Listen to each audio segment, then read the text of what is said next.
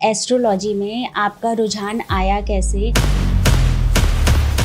Spiritually inclined मैं बहुत बचपन से रही हूँ। फिर मैंने पूरी एस्ट्रोलॉजी सीखी जिसमें डिटेल्ड कुंडली एनालिसिस। एस्ट्रोलॉजी इतना बड़ा सब्जेक्ट हो गया है ना कि पीपल आर रियली कंफ्यूज्ड। तो जब हम किसी एस्ट्रोलॉजर को चुनते हैं तब हम अपने विवेक का प्रयोग क्यों नहीं करते? आजकल की जो लाइफ है ना वो इतनी फास्ट है कि लोग सिर्फ रील मात्र में सुन के भी उसको फॉलो करना चाहते हैं। ऐसा नहीं है, छोटे छोटे रेमेडीज होते हैं। और दूसरी बहुत इंपॉर्टेंट चीज है कि बिल्कुल बच्चा जन्म लेता है उस समय से लगभग 10 वर्षों तक कभी भी भविष्य नहीं पूछना चाहिए। अब ये जो 9th-10th के जो बच्चे हैं, आप इनके लिए बताइए कि वो कैसे अपना एरिया ऑफ इंटरेस्ट चूज करें।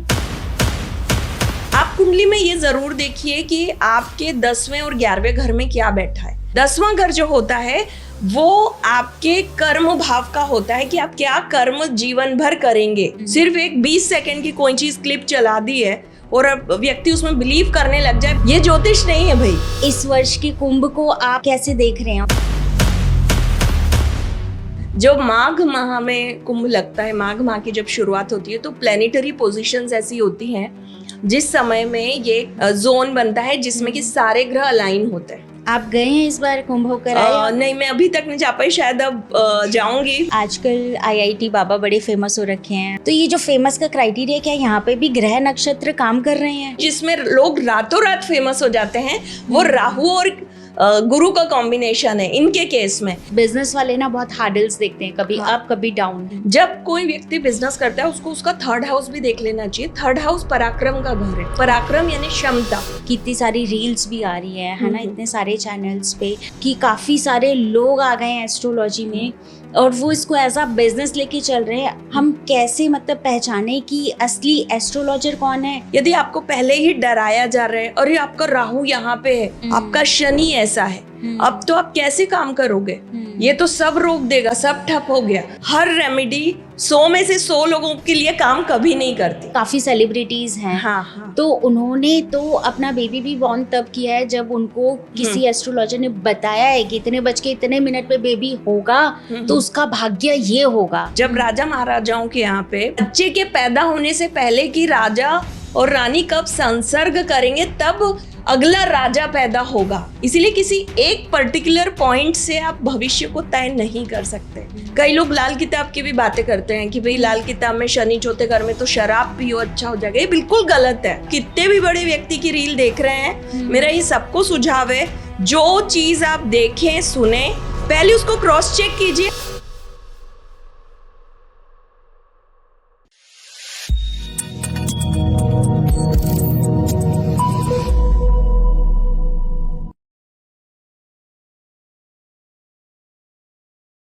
नमस्ते एवरीवन, वेलकम टू सोच मैटर्स। आज के जो हमारे स्पेशल गेस्ट हैं वो ना केवल स्पिरिचुअलिटी और एस्ट्रोलॉजी की गहराइयों को समझते हैं बल्कि वो एक विजनरी लीडर भी हैं। और आज उनसे पॉडकास्ट में हम बात करेंगे कुछ एस्ट्रोलॉजी मिथ के ऊपर और कैसे एस्ट्रोलॉजी हमारे जन्म से लेकर और हमारे टिल ओल्ड एज तक काम करती है। तो ऐसे ही कुछ सवालों का जवाब लेकर आज की हमारे स्पेशल गेस्ट हैं भूमिका कलाम जी। तो चलिए शुरू करते हैं ओनली ऑन सोच matters with me Poonam Rawat. Ma'am बहुत बहुत धन्यवाद कि आप हमारे पॉडकास्ट में आए। ओम नमः शिवाय। ओम नमः शिवाय। जी मैम, सबसे पहले तो हम ये जानना चाहते हैं कि जैसे मैंने अभी तक आपको देखा है, आप बहुत सहज आपका स्वभाव है और बहुत ही सहजता से आप एस्ट्रोलॉजी करते हैं, है ना। तो मैं पहले तो ये जानना चाहती हूँ कि एस्ट्रोलॉजी में आपका रुझान आया कैसे और आपको कैसे लगा कि मुझे एज अ एस्ट्रोलॉजर ही आगे बढ़ना है? एस्ट्रोलॉजी के पहले मैं जर्नलिज्म में थी, उसके बाद मैंने खुद की खेती संभाली। जब बहुत सारे संघर्षों से आप गुजरते हैं और अपने आसपास लोगों को संघर्ष करते हुए देखते हैं तो हमेशा एक माइंडसेट बनता है सॉल्यूशन का। और सॉल्यूशन में हमें क्या मिले, हम क्या करें, ऐसा क्या कर जाएं जिससे सारी चीज़ें हमारे आसपास और जिन लोगों को हम प्रेम करते हैं वो भी ठीक हो जाए।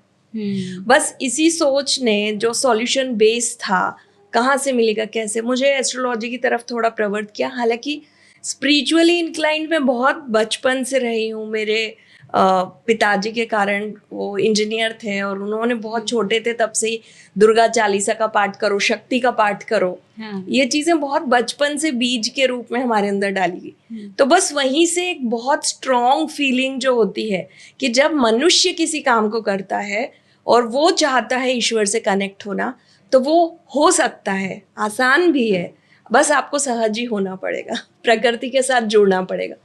बस इन्हीं चीज़ों को लेते हुए मैंने पहले टैरो के लिए मुझे चुना गया। एक मुझे बहुत अच्छी मास्टर मिली टैरो की, उन्होंने मुझे टैरो सिखाया, हीलिंग सिखाई, वो कनाडा से थी, फ्रेंच लेडी थी।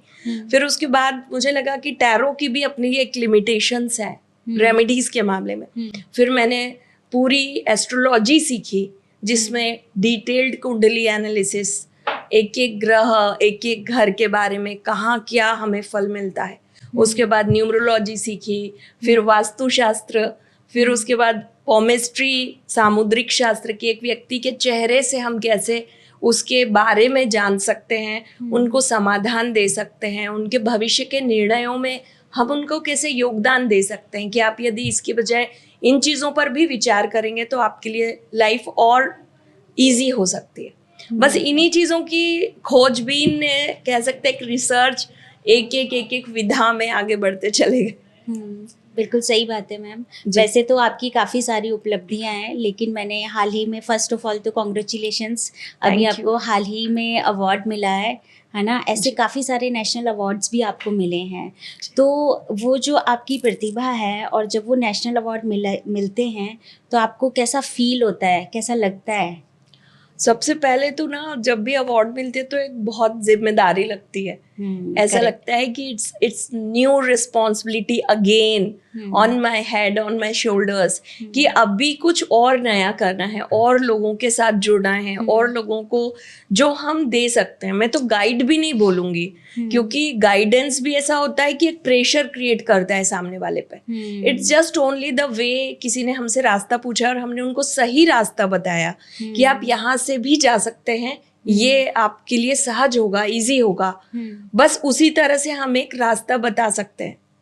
तो एस्ट्रोलॉजी वही माध्यम है कि हम और कैसे ज्यादा लोगों तक पहुंच के उनकी जो समस्याएं उसको कैसे समाधान में परिवर्तित कर सकते हैं। क्योंकि जन्म जब व्यक्ति का होता है, द डे आप सांस लेते हो, जब आप माँ के गर्भ से बाहर आए हो, आपका संघर्ष तो उसी दिन से शुरू हो जाता है। बिल्कुल बिल्कुल। कई बच्चे सांस नहीं ले पाते, इसलिए वो जीवन नहीं रह पाता है।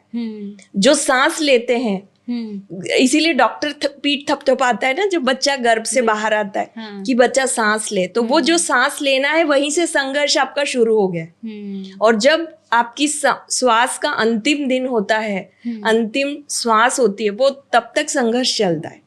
संघर्षों का कोई अंत नहीं है, लेकिन हर संघर्ष को एक समाधान की आवश्यकता होती है। और यदि व्यक्ति को सही समय पर सही समाधान बता दिया जाए तो थोड़ा सा जीवन आसान हो जाता है। बिल्कुल, बहुत सही बात बोली है। एस्ट्रोलॉजी अपना रोल प्ले करता है। करेक्ट। अभी क्या है ना मैम, एक तो एस्ट्रोलॉजी इतना बड़ा सब्जेक्ट हो गया है ना, राइट, कि पीपल आर रियली कंफ्यूज्ड कि हम मतलब किस पे बिलीव करें। जैसे आजकल आप देख रहे हैं कि इतनी सारी रील्स भी आ रही है ना, इतने सारे चैनल्स पे एस्ट्रोलॉजी को लेके अलग बातें कही जा रही है। तो ये जो एस्ट्रोलॉजी है, हम कैसे मतलब पहचाने कि असली एस्ट्रोलॉजर कौन है और हमें किसके पास जाना है, और जो वो सोल्यूशन दे रहे हैं क्या वो जेन्युइन है भी कि नहीं है, तो वो कैसे हम पता करें? देखिए, दो बहुत महत्वपूर्ण चीज़ें हैं। हम अपने जीवन के सबसे महत्वपूर्ण जो इम्पोर्टेंट डिसीजन होते हैं उसमें कितने सारी बार सोचते हैं। स्कूल में एडमिशन से लेकर कॉलेज में करियर को लेकर हम कितनी सारी चीज़ें सोचते हैं। तो जब हम किसी एस्ट्रोलॉजर को चुनते हैं, तब हम अपने विवेक का प्रयोग क्यों नहीं करते? हम क्यों चाहते हैं कि कोई भी सर्विस हमें फ्री में मिले, ताकि वो हमारे लिए, अब हमें पता नहीं है फ्री में वो सही है या गलत है, आप वहां पे जज भी नहीं कर सकते हो। हालांकि कई बार ये भी होता है कि बहुत पैसे देने के बाद में भी आपको सही गाइडेंस नहीं मिल पाता है, ऐसे भी कई लोग होते हैं। तो मुझे एक बहुत क्लियरिटी से ये बात समझ में आती है कि एस्ट्रोलॉजी एक ऐसा विषय है कि आप जिस व्यक्ति से मिल रहे हैं, सबसे पहले देखिए कोई रेड फ्लैग। यदि आपको पहले ही डराया जा रहा है और ये आपका राहु यहाँ पे है, अब तो गड़बड़ हो जाएगी, आपका शनि ऐसा है, अब तो आप कैसे काम करोगे, ये तो सब रोक देगा, सब ठप हो गया, आपके ऊपर ये प्रॉब्लम है। यदि ऐसे रेड फ्लैग आपको मिल रहे हैं, आप खुद समझ जाओ कि आपको कितना कनेक्ट करना है।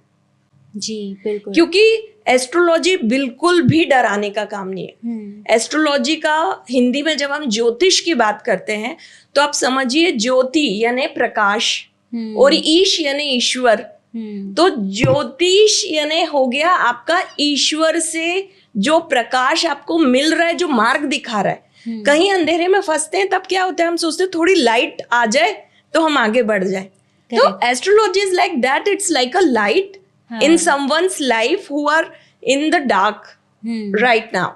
So हम क्या कर सकते हैं कि जहां हमें सही प्रकाश मिल रहा है, सही मार्ग मिल रहा है, जहां हमें मोटिवेशन भी मिल रहा है, हमें काउंसलिंग भी मिल रही है, हमें समझ आ रहा है, टेक्निकल पार्ट भी समझ आ रहा है, सिर्फ नहीं कि अंधेपन में हम कहीं पर भी चले गए हैं और कुछ भी बात मान लिए, नहीं नहीं नहीं, ऐसे ही होता है। ये यहाँ पे हम फंसते हैं। और दूसरा एक जो रील कल्चर आपने बताया, इसमें तो मैं खुद भी थोड़ा सा फील करती हूँ कि कई सारे शब्द हैं जो छप्पर फाड़ के धन आएगा, 10 दिशाओं से धन आएगा। ये यदि लिटरली कोई व्यक्ति ले ले जिसको नॉलेज नहीं है कि भाई आप ज्योतिष, एज ए ज्योतिष आप क्या बोलना चाहते हैं, और आपने जो बोला है यदि किसी ने उसको लिटरली लिया कि भाई छप्पर फाड़ के धन आएगा, मुझे तो ये बोल दिया ये राई और ये लौंग का उपाय करके मेरे को जला के ये चीज कर देनी और हो जाएगा और मुझे रजाई ओढ़ के सो जाना है, तो क्या एस्ट्रोलॉजी आपकी हेल्प कर पाएगी? इट्स रियली एक बहुत बड़े साइंस और बहुत बड़े विज्ञान और ज्ञान को हम लोगों ने बहुत छोटी चीजों में बांध दिया है। तो ये दुर्भाग्य का बात है। बिल्कुल, आजकल मैम थोड़े से ये भी तो हो गया है ना कि शॉर्टकट्स चल रहे हैं, है हाँ ना? बिल्कुल, हमें शॉर्टकट की दी जा रही है कि आप ये मैनिफेस्ट कर सकते हैं या आप ये स्विच वर्ड बोलेंगे तो ये वर्क करेगा। तो क्या ये सच में वर्क करता है? और आजकल की जो लाइफ है ना वो इतनी फास्ट है कि लोग सिर्फ रील मात्र में सुन के भी उसको फॉलो करना चाहते हैं।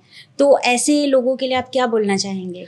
देखिए, शॉर्टकट जैसा कुछ होता नहीं है, हालांकि ऐसा नहीं है, छोटे छोटे रेमेडीज होते हैं। और मैनिफेस्टेशन में तो मेरा बहुत स्ट्रॉन्ग बिलीव है। मैनिफेस्टेशन भी वही भाग है जिसमें हम ईश्वर की साधना की बात करते हैं, हम ब्रह्मांडीय शक्तियों में विश्वास की बात करते हैं, वही मैनिफेस्टेशन है। हमारे तो जितने भी ग्रंथ हैं उनमें इन चीजों को ऑलरेडी लिखा गया है। वो मैनिफेस्टेशन एक वर्ड जो अभी आ गया है कि आप ये चैंट कीजिए, ये करेंगे तो होता है, लेकिन उतना फास्ट करने के लिए आपको आपकी प्रिपरेशन करनी जरूरी है। आप इसको ऐसे समझिए कि कोई जमीन है बंजर पड़ी है वर्षों से, आपने कोई तैयारी नहीं की, आपने उठा के बीज डाल दिया, क्या वो बीज उग जाएंगे? आपको पहले जमीन को कुरेदना पड़ेगा, उसको थोड़ा लूज करना पड़ेगा, उस पे हल्का पानी बिखेरना पड़ेगा, फिर बीज डालेंगे, फिर बीज अंकुरित होंगे, फिर वो पेड़ बनेगा। इसी तरह से हर व्यक्ति को उसकी खुद की तैयारी करनी चाहिए। ब्रह्मांडीय शक्तियों में बिलीव करना इट्स द बेस्ट थिंग। आप यदि बिलीव करते हैं और आपका बिलीफ सिस्टम बहुत स्ट्रांग है तो ये एक्चुअली ये बिल्कुल मैनिफेस्टेशन का काम करता ही है। आप जो चाहेंगे वही होगा, क्योंकि आप और मैं जो इस समय हम सोच रहे हैं, पॉजिटिव हो या नेगेटिव हो, वो तो मैनिफेस्ट होगा ही, क्योंकि मैनिफेस्टेशन तो अपना काम कर रहा है, उसको ना नहीं आता। ठीक है, इसीलिए हम कहते हैं कि आपको क्या चाहिए, उस चीज की जितनी क्लियरिटी होगी आपके माइंड में, आप उतने अच्छे से प्रे कर पाएंगे, उतने अच्छे से अपनी प्रार्थनाएं ईश्वर को दे पाएंगे और वो चीजें घटित होगी। तो शॉर्टकट जैसा नहीं है, आपको आपकी तैयारी करनी पड़ती है। जिन लोगों की तैयारी बिलीफ सिस्टम की है, जिनका पहले से दृढ़ विश्वास है, या जो अपने कर्म में भी बिलीव करता है, ऐसे लोगों के लिए चीजें आसान हो जाती है और वो छोटी छोटी रेमेडी करके भी आगे निकल जाते हैं। करेक्ट। लेकिन जो बिल्कुल ही सिर्फ यही सोच रहे हैं, स्पेशली स्टूडेंट्स जो सोचें कि नहीं बिना पढ़े भी सिर्फ ये मंत्र जप कर लेने से कुछ होगा, नहीं। It's a big no. हाँ मैम, मेरा सेकंड क्वेश्चन जो था ना वो इसी की तरफ था। अच्छा। जो हमारी यंग जनरेशन है हाँ, है ना, आजकल क्या है वो एस्ट्रोलॉजी को उस तरीके से नहीं समझ रही जैसे हमारे पेरेंट पहले समझते थे, है ना। वो एस्ट्रोलॉजी को ऐसे देख रही है कि अगर आप किसी विश की कामना करते हैं हाँ। और आप उसको फुलफिल करना चाहते हैं तो देयर इज सम शॉर्ट्स की जो आपको शॉर्टकट करना है और आप उसको अचीव कर सकते हैं, है ना। तो जो हमारी यंग जनरेशन है, आप प्लीज़ उन्हें बताइए कि एस्ट्रोलॉजी को वो कैसे समझे एज वेल एज अपने हार्डवर्क के साथ साथ।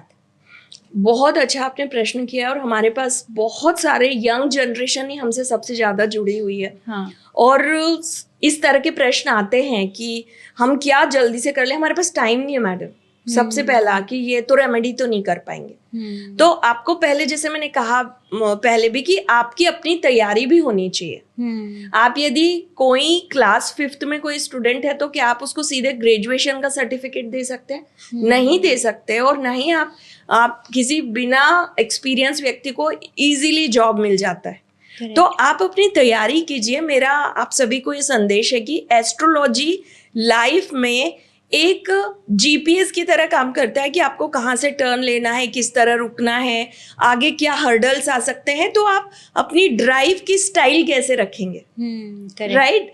लेकिन आप सोचें कि नहीं सब कुछ एस्ट्रोलॉजी ही कर देगा क्योंकि मैंने जल चढ़ा दिया है भगवान शिव को, तो विश्वास तो बहुत सुंदर है आपका, लेकिन उसमें कर्म को जोड़ना ही पड़ेगा।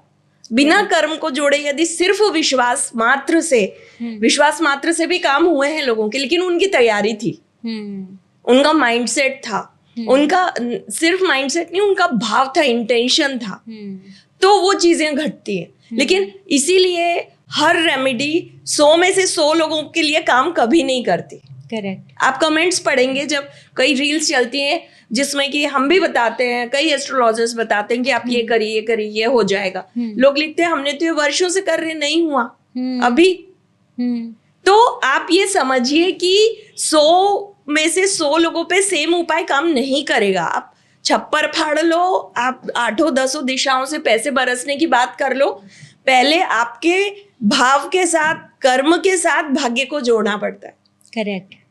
आप रेडी हो तो हर उपाय काम करेगा। तो अपनी तैयारी रखिए और बहुत ज्यादा टाइम रील स्क्रॉल करने की बजाय क्लियरिटी में लगाइए कि व्हाट एक्चुअली यू वांट। देखिए, भगवान शिव को जल चढ़ाने की रेमेडी तो मैं भी बताती हूँ कि आप जल चढ़ाइए, पर मैं क्यों बोलती हूँ कि जल शुद्ध है, प्योर फॉर्म में है। हम पानी पीते हैं ना, कुछ भी चीज आप एक बूंद मिला देंगे तो मुझे टेस्ट आ जाएगा, मैं बोलूंगी नहीं इसमें कुछ मिला हुआ है, ये शुद्ध नहीं है। इसका मतलब है वो स्पष्ट है, शुद्ध है। आपके बॉडी में 70 से 80% जल प्रवाह हो रहा है, जल में चल रहा है। बिल्कुल। और इसी जल को जब आप समर्पित करते हैं शिव को इस भाव के साथ कि हे ईश्वर, ये जल आपको समर्पित है, आपकी बॉडी में भी वही है और जल भी आप डाल रहे हो, शुद्ध जल, तो आपके अंदर क्लियरिटी क्यों नहीं आएगी यदि आपने समर्पण किया है, यदि आपने भी सरेंडर करके उस जल को पवित्रता के साथ डाला है शिवलिंग पर, आपने अभिषेक किया है शिव का, तो वो शिव की एनर्जी क्यों काम नहीं करेगी आपके लिए। लेकिन क्या आप समझ लीजिए कि भाई जल आपने अभिषेक करवाया शिव को, ये मैंने रेमेडी बताई, आप गए, आपने वहां पे जो भी पात्र था, जो भी कलश था, आपने उठाया, वहां से जल भरा, ओम नमः शिवाय बोला, वहीं रखा और आप चले गए। आपका भाव क्या था उस समय, क्या क्लियरिटी थी, क्या समर्पण था, सरेंडर था। आपने एक बार, एक पल के लिए सोचा कि ईश्वर स्पष्टता दीजिए, क्लियरिटी दीजिए। अपनी कोई मांग रखने के पहले आपको ये पता होना चाहिए कि एक्चुअली आपको चाहिए क्या। बिल्कुल। हमारे कंफ्यूजन हटाने के लिए मैं सबको बोलती हूँ, जो नए बच्चे हैं उनको तो मैं बोलती हूँ कि आप अपनी शुद्धता पे काम कीजिए। और अपनी शुद्धता में जब हमें समझ ही नहीं आता कि मुझे एक्चुअली करना क्या है, तब मैं कहती हूँ 21 दिन कुछ भी मत करो, आप कोई नई चीज के बारे में मत सोचो। 21 दिन सिर्फ भगवान शिव पर शुद्ध जल अर्पित करो छोटे कलश में, और वहीं बैठ के समर्पण के साथ उनसे प्रार्थना करो कि ईश्वर जो भी हमारे जीवन में स्पष्टता के साथ आए, ईश्वर जो भी हमारे जीवन में स्पष्टता के साथ आए वो मुझे स्वीकार होगा और उसमें आपका आशीर्वाद चाहिए। फिर आप देखिए कैसे आपको क्लियरिटी आती है।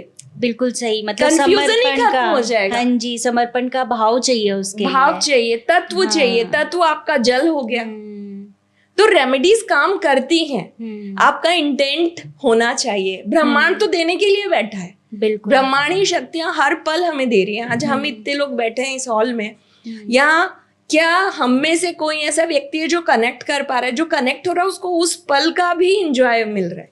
अभी हम बात कर रहे हैं, ये आनंद का विषय है, बिल्कुल बिल्कुल।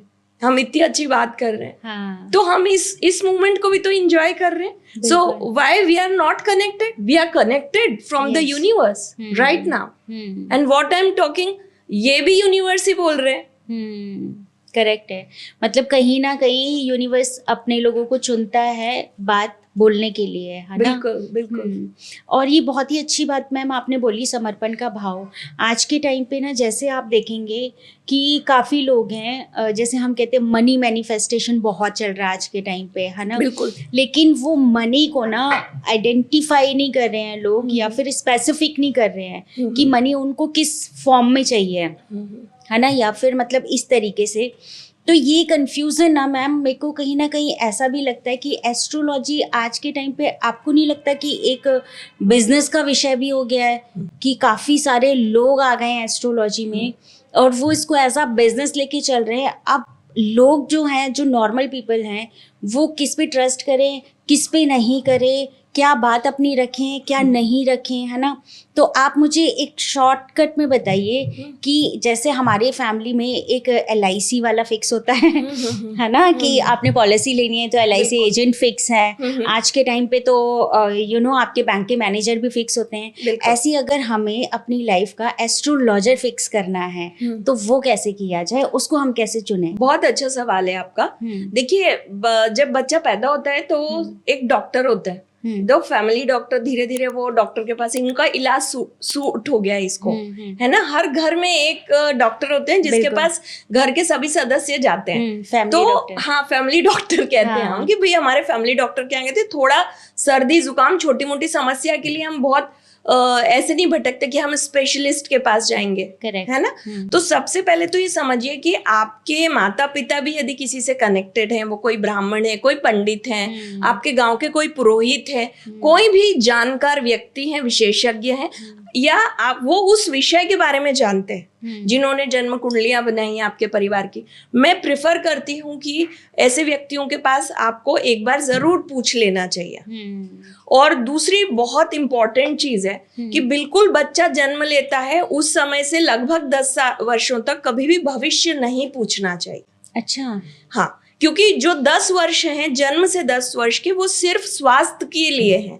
उसका डेवलपमेंट हो रहा है, बच्चे का ब्रेन डेवलप हो रहा है, बोन्स डेवलप हो रही है, ऑर्गन्स डेवलप हो रहे हैं। तो सबसे पहले माता पिता को भविष्य में कलेक्टर बनेगा, डॉक्टर बनेगा, राजनेता बनेगा, ये सब पूछिए मत। सिर्फ स्वास्थ्य पर ध्यान दीजिए कि बच्चा मानसिक और शारीरिक स्वस्थ रहे।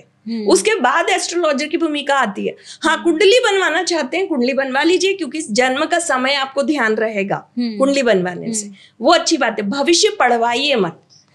जब 10वीं 11वीं में बच्चे होते हैं या 9वीं में होते हैं और उन्हें विषय चुनना होता है, वो सही समय होता है किसी भी बच्चे की जन्म कुंडली दिखाने का और किसी गाइडेंस को लेने का, कि इसके जो ग्रह नक्षत्र हैं जन्म के समय से इसे किस तरह से सपोर्ट कर रहे हैं एनर्जीज का, तो उस एनर्जी से संबंधित विषय लेने पर उसको सपोर्ट मिल जाएगा।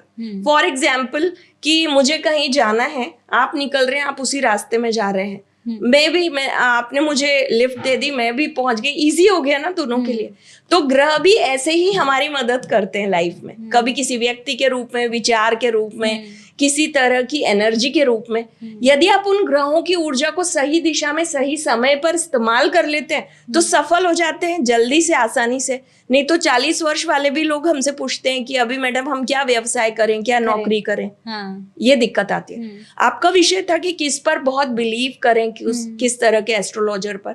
तो मेरा एक बहुत स्ट्रॉन्ग बिलीव इस चीज में भी है कि जैसे आप डॉक्टर चुनते हैं, किसी का सूट हो जाता है आपको, तो वो देखिए सिर्फ रील्स के माध्यम से या सिर्फ किसी एक कोई छोटी सी रेमेडी आपने किसी की है और उसमें आपको लगा कि ये ठीक है या नहीं ठीक है, उससे जज मत कीजिए चीजों को। एक्सपर्ट ढूंढिए, एक्सपर्ट के पास जाइए। हाँ, हो सकता है कि वो सुविधाएं आपको फ्री में ना मिले, सस्ती ना मिले, हाँ। लेकिन ये है कि आप सही व्यक्ति का चयन बुद्धि और विवेक से कीजिए, किसी अंधविश्वास से मत कीजिए, क्योंकि हमारा धर्म, हमारा जो भी ग्रंथ है, यहाँ अंधविश्वास की कोई जगह नहीं है। विश्वास है, लेकिन बहुत ही साइंटिफिक दृढ़ता के साथ, एक बहुत स्ट्रॉन्ग धरातल पे पूरा हमारा ग्रंथों का चयन है, उपनिषद है, हमारे पूरे जितने भी पुराण हैं, शास्त्र हैं। तो आप उसके लिए ऐसे नहीं सोच सकते कि ये तो पता नहीं किस वर्ष में लिखा, किस समय में लिखा था।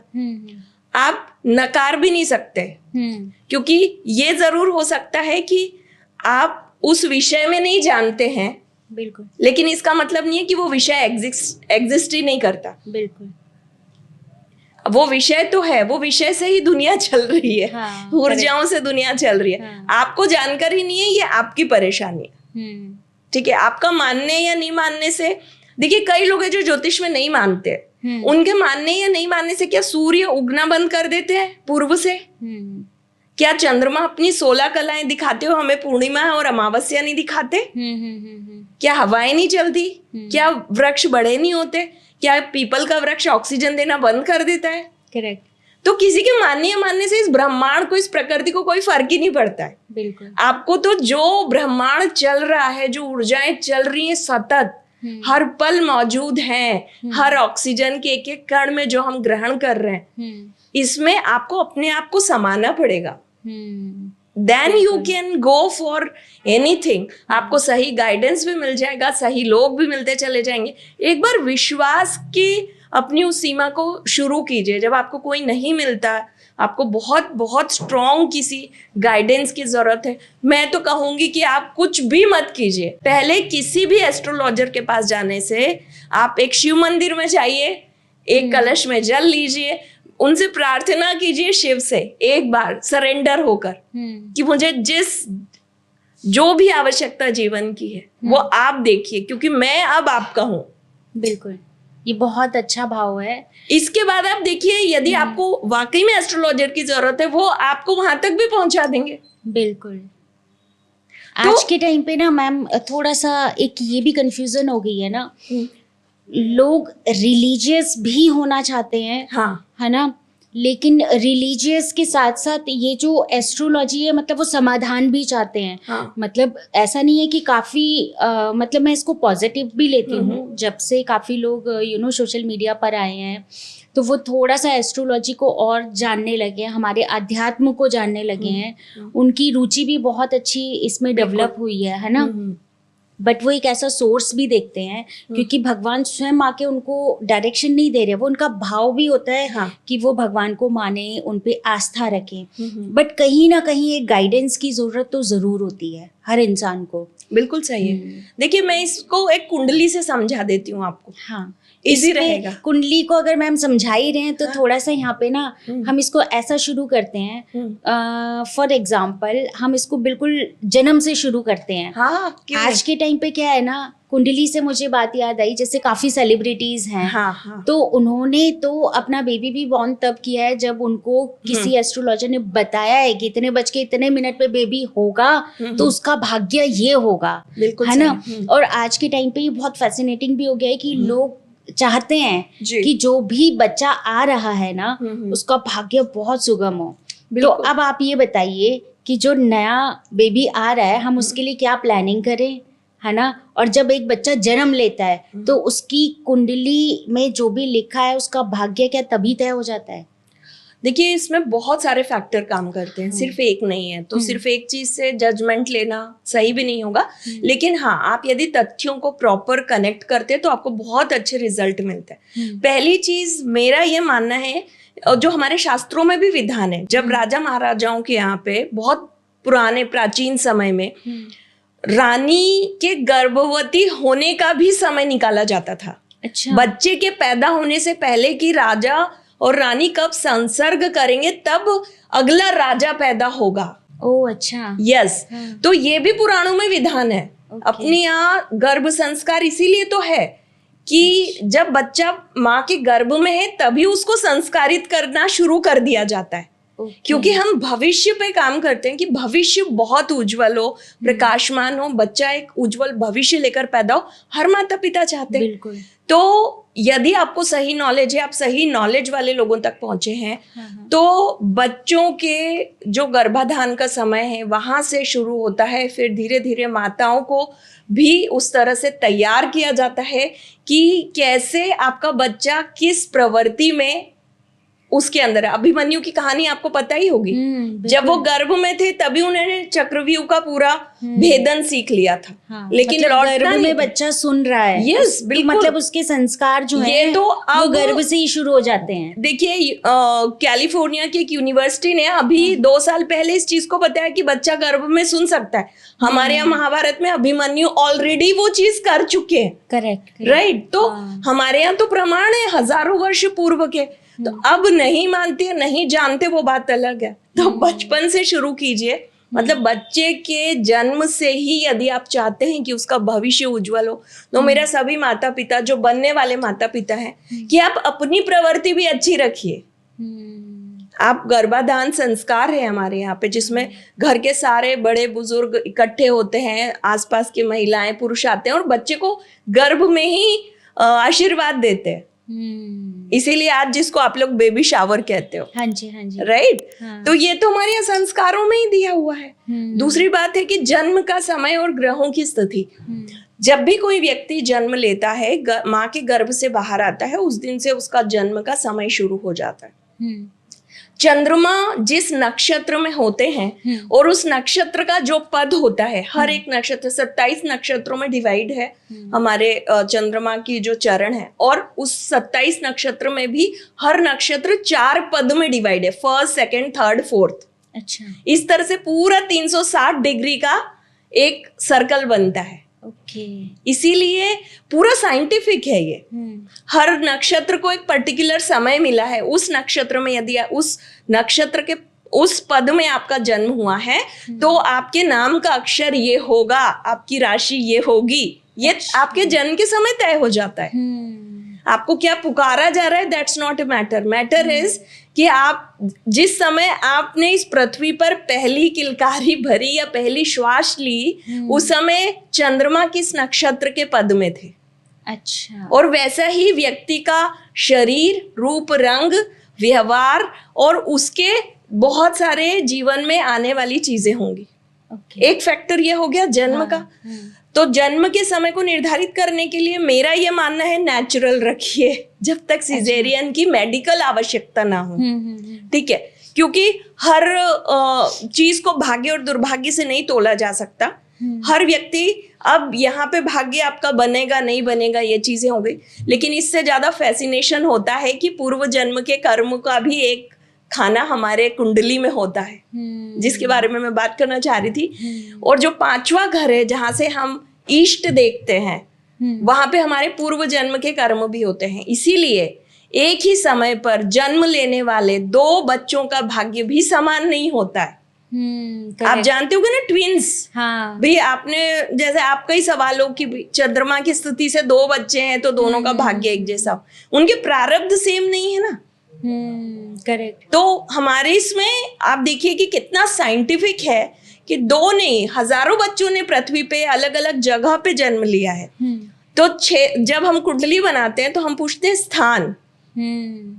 ठीक है ना, क्षेत्र, काल, परिस्थिति, स्थान भी उसमें शामिल है। तो हम जैसे साइंस में बोलते हैं ना, E=mc², एनर्जी कभी नष्ट नहीं होती। इसी तरह से व्यक्ति कहाँ पर जन्म ले रहा है, किस समय में, क्योंकि 3 तरह की ऊर्जाएं काम कर रही है। एक तो स्थान, एक व्यक्ति की स्वयं की ऊर्जा, और एक काल यानी समय। तो कुंडली के लिए क्या आवश्यक है? आपका जन्म का समय, डेट ऑफ बर्थ, आपका टाइम और स्थान। इन 3 चीजों से कुंडली बनती है। तीनों ऊर्जाएं हो गई। अब जब स्थान को लेकर हम ये बनाते हैं तो भाग्य बहुत सारी चीजें बदल जाती है। अलग अलग स्थान के हिसाब से कुंडलियां बदलती है, टाइम से बदलती है, प्रारब्ध से बदलती है, पूर्व जन्म के कर्मों से बदलती है। कुंडली नहीं बदलेगी, लेकिन आपके भविष्य में परिवर्तन हो जाएगा। आपके फिर सबसे इंपॉर्टेंट चीज और जुड़ेगी, वो आपके जुड़ेंगे कर्म जो आप करेंगे। लेकिन किसी भी बच्चे पर कर्म का जो सिद्धांत लागू होता है वो 10 से 12 वर्षों के समय से शुरू होता है। ठीक है, तब तक तो वो बाल्य तब अवस्था तक वो में। माता पिता के कर्मों से भाग्य बनाता है। हाँ, माता पिता ने क्या कर्म किए, माता पिता किसके लिए सहज हैं, सेवा भावी हैं, सात्विक है, नहीं है, जैसी प्रवृत्ति माता पिता, क्योंकि बच्चा वही सीख रहा है 10 वर्षों तक, वो उसके अंदर इनबिल्ट हो रहा है, सॉफ्टवेयर में जा रहा है और वही उसकी प्रवृत्ति बन रही है। हम कहते हैं बच्चे चीख रहे हैं, बच्चे दिन भर मोबाइल देख रहे हैं, तो माताएं क्या कर रही हैं, आप भी मोबाइल देख रहे हो, आप मोबाइल देखते देखते बच्चे को बोल रहे हो बेटा मोबाइल छोड़ दो, मोबाइल से हाथ हटाओ। बच्चे देख के सीखते हैं, बोलने से नहीं सीखते। करेक्ट। तो माता पिता के कर्म और प्रवृत्ति बच्चे का भाग्य निर्मित करते हैं। अब बच्चे का खुद का कर्म शुरू हो गया, उसका कर्म शुरू हुआ, उसके बाद में उसकी प्रवृत्तियां उसे पता चलेगा, आपको उसके पूर्व जन्म से आपके जो प्रारब्ध हो गया, उसके बाद उसके जो ग्रह नक्षत्रों की एनर्जी है उससे वहां से भविष्य बनना शुरू होता है। इसीलिए किसी एक पर्टिकुलर पॉइंट से आप भविष्य को तय नहीं कर सकते। Correct. कि बच्चा पैदा होते से ही, मैंने जैसे कहा ना कि भावी राजा पैदा करने के लिए राजा और रानी को भी वो परिश्रम करना पड़ा है। तो आज साधारण माता पिता अपने बच्चे को यदि आप बहुत अच्छा भविष्य देना चाहते हैं तो आप भी तैयार हो जाइए उसी जमीन की तरह जहां आप बीज बोना चाहते हैं। करेक्ट करेक्ट, बहुत अच्छा। और मैम मेरे माइंड में ना क्वेश्चंस आ रहा है, ये हमारे स्टूडेंट्स के लिए क्वेश्चंस है कि जैसे आपने बोला कि जब बच्चा मतलब 12-13 साल का हो जाए तब हमें मतलब कुंडली दिखानी चाहिए या उसका भविष्य पूछना चाहिए। बिल्कुल। और यही सबसे इम्पॉर्टेंट एज है जब उसको अपना स्ट्रीम या अपना ये डिसाइड करना पड़ता है कि मेरा एरिया ऑफ इंटरेस्ट क्या है। बिल्कुल, है ना। काफी लोग तो पेरेंट डिसाइड करते हैं कि तुम डॉक्टर बनना, तुम ये बनना, है ना। लेकिन समटाइम ऐसा होता है, मतलब ये मेरा पर्सनल खुद का एक्सपीरियंस भी है कि हमने जो सब्जेक्ट चुना है या जिस स्ट्रीम में हम थे, आज हम उससे रिलेटेड वर्क नहीं कर रहे हैं, है ना। तो ये मेरे को ऐसा लगता है कि काश उस टाइम पे अगर कोई मेरे को ऐसे गाइड किया होता तो शायद मैं जो अब कर रही हूँ उससे काफी ज्यादा फ्रूटफुल रिजल्ट होते। तो अब ये जो 9th-10th के जो बच्चे हैं, आप इनके लिए बताइए कि वो कैसे अपना एरिया ऑफ इंटरेस्ट चूज करें। बहुत अच्छा सवाल है और यहाँ पे माता पिता भी कंफ्यूज हो जाते हैं।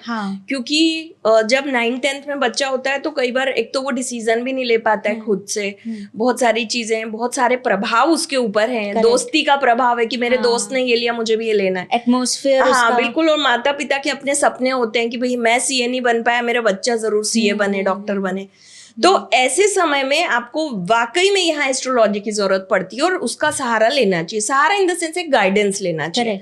आप कुंडली में ये जरूर देखिए कि आपके 10वें और 11वें घर में क्या बैठा है। मतलब कुंडली जो लग्न से हम देखते हैं, लग्न से 10वां घर, इसीलिए उसको D10 कहते हैं ज्योतिष की भाषा में। लेकिन एक साधारण लेमैन की बात करें, आप अपनी कुंडली में 9वां और 10वां घर देख लीजिए लग्न से। कोई कुंडली हो तो आप दिखाइए स्क्रीन पे इसको। 9वां और 10वां घर देखिए और वहां पे देखिए कि कौन से ग्रहों का आधिपत्य है, उनका प्रभाव है।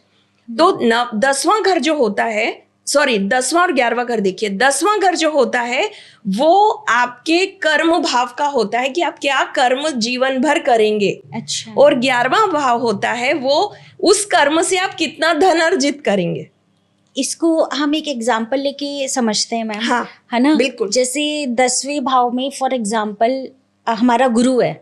हाँ बिल्कुल, बहुत अच्छा एग्जाम्पल है। हाँ। तो और एक और कौन सा भाव बोला था आपने? 11वां। और 11वें भाव में हम रख लेते हैं राहु को। बहुत अच्छा है ना? ये बहुत परफेक्ट एग्जाम्पल है आज के टाइम में। देखिए गुरु यदि 10वें घर में है तो उस व्यक्ति को सिर्फ वही करियर चुनना चाहिए जिसमें उसने पढ़ाई की है या जो वो पढ़ना चाहता है। फॉर एग्जाम्पल आप इंजीनियर भी बनना चाहते हैं तो, और राहु 11वें घर में है, राहु 11वें घर में होता है, वो व्यक्ति तो बहुत दिमाग लगाता है भाई, उसका तो फिर कोई तोड़ ही नहीं होता है। मतलब वो साम दाम दंड भेद कैसे भी करके अपना करियर बना लेगा। लेकिन गुरु 10वें भाव में होकर उसको हमेशा कंट्रोल रखेगा कि सही दिशा में काम करना है। तो ऐसे व्यक्ति को क्या करना चाहिए कि सबसे पहले उसको विद्या प्राप्ति, धन प्राप्ति से ज्यादा उसको ध्यान देना चाहिए विद्या प्राप्ति पे। यानी कि मैं ऐसा कुछ करूं जिससे दुनिया को मैं ज्ञान प्रसारित कर सकूं। प्रोफेसर, लेक्चरर हो गए, इंजीनियरिंग हो गया, जिसमें कि आप लोगों को और आगे हेल्प कर रहे। ऐसे लोग एआई में भी बहुत अच्छे टीचर हो सकते हैं। ऐसा व्यक्ति बहुत अच्छा टीचर बनेगा नई टेक्नोलॉजी का। करेक्ट। गुरु हो गया 10वें भाव में, तो आप गुरु का काम कर रहे हो। आपने पहले सीखा, अब आप सिखा रहे हो। लेकिन राहु 11वें भाव में है, वो टेक्नोलॉजी हो गया, तो आप क्या पढ़ा रहे हो? एआई पढ़ा रहे हो, रोबोटिक साइंस पढ़ा रहे हो। आप नई नई वो चीजें रिसर्च करके, रिसर्च के विषय में आप लोगों को करवा रहे हो, पीएचडी करवा रहे हो लोगों को।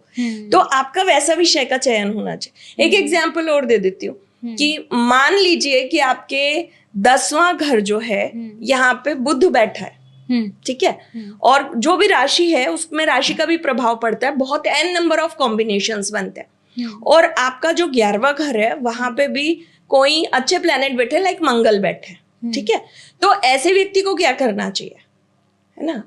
10वें भाव में बुध बैठे, 11वें भाव में मंगल बैठे, तो ऐसा व्यक्ति क्या चुनेगा? उसको व्यवसाय करना चाहिए, बिजनेस करना चाहिए। किस चीज का करना चाहिए उसको? ऐसी चीजों का बिजनेस करना चाहिए जिससे वो लोगों को गर्म खाना सर्व कर सके। वो बिजनेस ऐसी चीजों में कर सकता है जिसमें जमीन का लेन देन हो, डेली ट्रांजैक्शन हो। जिम खोल सकते हैं, जिम का बिजनेस हो जाएगा। लोगों को बॉडी बिल्ड करने से रिलेटेड आप कंसल्टेशन दे सकते हैं। तो n नंबर ऑफ कॉम्बिनेशन काम करते हैं कुंडली में। लेकिन आप यदि सही व्यक्ति के पास कुंडली लेकर गए हैं, तो वो आपको बता देगा कि मेरे आपके ये काम करने से ये प्लेनेट सुटेबल हो जाएगा और इसकी एनर्जी से आप जल्दी सफलता प्राप्त करोगे, क्योंकि उसकी ऊर्जा भी काम कर रही है। जैसे मैंने समझा है कि मुझे कहीं जाना है, किसी ने मुझे बिठा लिया और वहां छोड़ दिया, तो एनर्जी बच गई ना। मैं पहले कोई व्हीकल करती फिर जाती, करेक्ट है ना। तो आपको ग्रहों की ऊर्जाओं को इस्तेमाल करना है। अब इसके अपोजिट यदि बात करूं कि आपका गुरु बैठा है 10वें घर में, आपने पढ़ाई की है इंजीनियरिंग की, है ना, और आप एजुकेशन के सेक्टर में आ गए, मतलब इंजीनियरिंग की पढ़ाई की, आप इंजीनियरिंग नहीं कर रहे हो, आप कोई और ही काम कर रहे हो, आप इवेंट मैनेजमेंट कर रहे हो, आप बिजनेस कर रहे हो। गुरु आपको करने ही नहीं देगा। फिर ऐसे लोग वही 20, 30, 40 साल की उम्र में फेल होके 4-5 बिजनेस फेल करके फिर आते हैं कि अभी हम क्या करें, हमने पढ़ाई तो इसकी की थी। तो आपने गुरु जब भी 10वें भाव में है, जिस चीज की पढ़ाई आप करो उसी चीज का काम करो, आप उस वही फील्ड चुनो। ये एक मैंडेट लाइन है पाराशरी में। पाराशरी है ना, जहां हमारा ज्योतिष विज्ञान लिखा हुआ है। अच्छा। हाँ, उस बुक का नाम है, उसको बृहद पाराशरी कहते हैं। सो आपके बहुत सारे नियम हैं, लेकिन आज के समय में क्योंकि चीजें बहुत बदल रही, जैसे हमारा जो विज्ञान है हमेशा खोज करता है, ऐसे ही हमारे ग्रह नक्षत्रों को भी यदि आप सही से देखें तो देश काल परिस्थिति से सब बदल जाता है। एआई, आर्टिफिशियल इंटेलिजेंस जो है वो अभी से नहीं है, कई पीढ़ियों पहले भी हमारे ऋषि मुनि रिसर्च करते रहे, पर वो उस समय का था। बिल्कुल, उस समय लाइफस्टाइल अलग थे, उस समय सारी परिस्थिति अलग थी, व्यक्ति का, इंसान का मनोभाव अलग था, तो सब कुछ बदल गया। अभी सब कुछ बदल रहा है, हर पल हम सोच बदल रहे। दिन भर स्क्रॉल क्यों करता है? दिमाग शांति नहीं है आपका, ठीक है ना। अब 11वें राहु के बारे में बीच में एक पॉइंट बोल रही हूँ। जिनका 11वां राहु है, ऐसे लोगों को पॉलिटिक्स में भी हाथ आजमा लेना चाहिए सोशल वर्क के साथ, बिकॉज ऑफ मतलब हाँ, आप बिकॉज राहु आपका 11वें भाव में होगा, तो ये बहुत स्ट्रांगली कहा जाता है, जैसे हमने कहा कि साम दाम दंड भेद सब इस्तेमाल करना आपको आता है, और आपको ये चीजें आ गई तो आप राजनीति में भी अच्छा करेंगे। लेकिन इसके साथ एक कंडीशन है, क्योंकि केतु 5वें घर में पहुंच गया है, वो 180 डिग्री का कॉम्बिनेशन है। आपके दिमाग में हमेशा सोशल वर्क होना चाहिए, तो आप पॉलिटिक्स में जीत जाओगे। करेक्ट, मतलब यदि भाव सोशल वर्क का होना चाहिए तो आपको राजनीति में सफलता मिलेगी। आप सोचो कि पद पहले मिल जाए फिर सेवा करूंगा, वो नहीं होगा, फिर आप उलझ जाओगे। तो ग्रहों की ऊर्जा को ऐसे इस्तेमाल किया जाता है, इसीलिए हम बताते हैं, मैं कई सारी रेमेडीज बताती हूँ कि भाई आप यहाँ जाके ये चीज करिए, तो वो आपका काम तुरंत हो जाएगा। एक एग्जाम्पल के लिए कि इसी का एक उल्टा एग्जाम्पल यदि कुंडली से समझे कि केतु ही 11वें घर में बैठा है, ठीक है, राहु केतु, क्योंकि सर और धड़ है, तो राहु बैठ गया आपके 5वें घर में। अब ऐसा व्यक्ति बहुत जल्दी इन्फ्लुएंस में आएगा, कोई भी चीज नहीं देखी, क्योंकि वो डे टू डे लाइफ का घर भी है, वो पूर्व जन्म का घर भी है, 5वां घर, अच्छा, हाँ, वो ईस्ट का भी घर है। ओके, ठीक है, तो ऐसा व्यक्ति इतनी जल्दी इन्फ्लुएंस में उसने ये देखा कि अरे पॉडकास्ट बहुत अच्छी चीज है, यही कर लेना चाहिए मुझे। कोई नई बिल्डिंग देखी, कंस्ट्रक्शन का काम अच्छा ये कर लेता हूँ मैं। अरे मेरे दोस्त ने कहा था कि होटल बिजनेस बहुत अच्छा है, मैं वो कर लेता। हर दिन नया विचार चलेगा उसको। अब ऐसे में आप राहु को कैसे बैलेंस करेंगे? सिर्फ केतु ही उसका इलाज है। एंड केतु क्या कहता है? केतु गेन के भाव में बैठा है 11वें घर में। केतु कहता है छोड़ दो, लेट गो। उसका सिद्धांत है आप सिर्फ दिन में एक बार किसी जरूरतमंद व्यक्ति की हेल्प कीजिए या सोशल वर्क कीजिए, और आप कुछ भी नहीं कर सकते तो भगवान विष्णु से प्रार्थना कीजिए कि मुझे इस लायक बनाइए, इतना सामर्थ्य दीजिए कि मैं दूसरों की मदद कर सकूं। आपका जीवन पूरी तरह बदल जाएगा। करेक्ट। तो ग्रहों की ऊर्जाओं को सही यूटिलाइज करना, यही ज्योतिष है। मेरे को लगता है कि हमारे व्यूअर्स को ना बहुत अच्छा जवाब मिल चुका है, उनके पेरेंट्स को भी बहुत अच्छा जवाब मिल चुका है। एंड अगर आपको अपना कोई एरिया ऑफ इंटरेस्ट चूज़ करना है, जो हमारे बच्चे अभी 9th-10th क्लास में हैं, जो स्टूडेंट्स, वो प्लीज़ अपना 10वां घर और 11वां घर चेक करें तो उनको अपना एरिया ऑफ इंटरेस्ट मिल जाएगा। और अगर कोई बहुत कंफ्यूज है, बार बार अपना काम स्विच कर रहा है, उसको समझ नहीं आ रहा है, तो वो अपना 5वां घर चेक कर ले। हाँ, बिल्कुल सही। बहुत अच्छी बात करी है मैम आपने। आई थिंक ये बहुत इजी हो गया है सबको समझने के लिए। हाँ, ज्योतिष इजी है। हाँ, बहुत ज्योतिष टफ नहीं है। वो तो लोगों ने कॉम्प्लिकेटेड बना दिया, बिकॉज जैसे आपने कहा बिजनेस बनाना है, किसी भी चीज को आप जैसे बिजनेस में जब बनाएंगे तो वो आम व्यक्ति को समझ नहीं आना चाहिए। उसको समझ आ गया तो वो चीज करके आगे बढ़ जाएगा। एक समय में ज्योतिष विद्या सिर्फ मतलब कहना चाहिए ना, बड़े घरों के लिए थी। ज्योतिष विद्या सिर्फ राजा महाराजाओं के लिए थी, क्योंकि वो महर्षि से जुड़े हुए थे। वो समय समय पे अपने ग्रहों के जो प्लैनेटरी पोजीशन चेंज हो रही है, ग्रहों के अनुष्ठान कराते थे। तो किसी भी राज्य पे विपदा आने वाली, वो पहले ही बता देते थे कि भाई अभी ये हवन करा लीजिए, या अभी इस तरह का अनुष्ठान बहुत आवश्यक है, ये कराइए। और विजय प्राप्ति के लिए हवन होते थे, अनुष्ठान होते थे, प्रक्रियाएं होती थी, रेमेडीज होती थी। तो वो बहुत हिडन साइंस भी रहा है। हाँ, उसका मिसलीड, राज दरबार में एक पुरोहित होते ही थे। हाँ, और लोगों को मिसलीड भी इसीलिए हुआ क्योंकि जब कोई चीज छुपा के रखी जाती है ना, जैसे तंत्र की बात करें, छुपाया गया तो और ज्यादा गलत तरीके से प्रसारित हुआ। ऐसा ज्योतिष के साथ भी हुआ। करेक्ट। फिर बहुत सारी बुक्स हैं, लोग बिना पढ़े बात करते हैं। मुझे बस इस बात का दुख होता है। कई लोग लाल किताब की भी बातें करते हैं कि भाई लाल किताब में शनि चौथे घर में तो शराब पियो अच्छा हो जाएगा। ये बिल्कुल गलत है, मिथ है ये।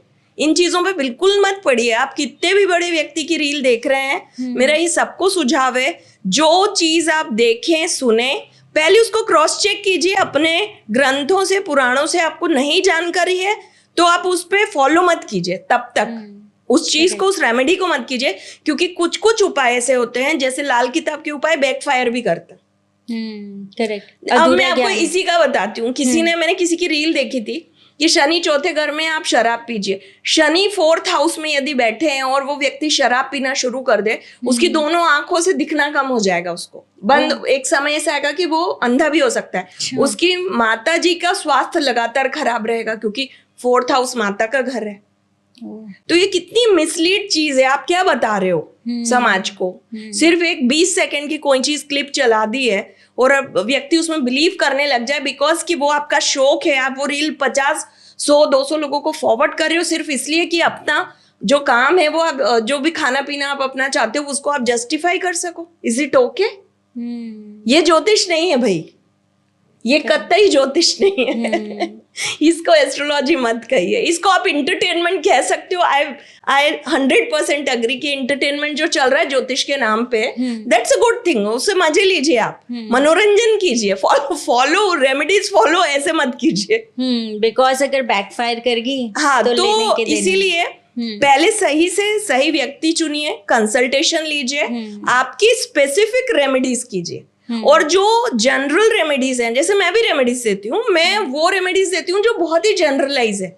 Anyone can do it. Like Vishnu सहस्त्र नाम पढ़ना है, सुनना है, घर के कलह शांत हो जाते हैं। आपके घर में कितना भी कलह हो रहा, विष्णु सहस्त्र नाम सुबह 9 से 10 बजे के बीच में आप भी सुनिए, दूसरों को भी सुनाइए, स्पीकर पे हल्का सा लगा दीजिए, धीरे धीरे साउंड चलेगा, साउंड एनर्जी काम कर रही है ना, सबके मन में एक दूसरे के प्रति भाव आएगा। जो कलह हो रही है इसीलिए होती है कि हम एक दूसरे को सहन नहीं करते। आजकल मैं फॉलो कर रही हूँ और मेरे घर अच्छा। का जो माहौल है ना वो इतना पॉजिटिव हो गया है, मतलब वो सुनने में इतना अच्छा लगता है और एक मतलब आती ना एक पॉजिटिव एनर्जी आती है। तो मैं ये एवरी मॉर्निंग ये चीज बहुत अच्छा है। आप भगवान राम का नाम लीजिए उठ के।